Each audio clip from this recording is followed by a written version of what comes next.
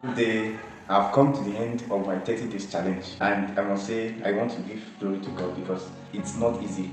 There are days that I don't even feel like doing anything. There are days that I'm so tired, work, stress, this. But I really want to appreciate God because He gives me the grace to do that, and it's a privilege to speak to my camera. The challenge wasn't easy, but I really want to appreciate God. I want to thank God because it has blessed life.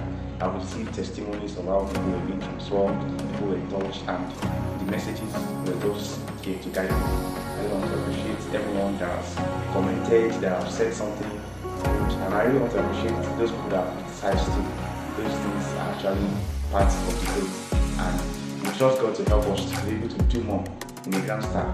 We are coming, and I want to advise you and encourage you that you keep learning, you keep building capacity, you keep knowing the Lord, you keep doing what is to make your life to be meaningful.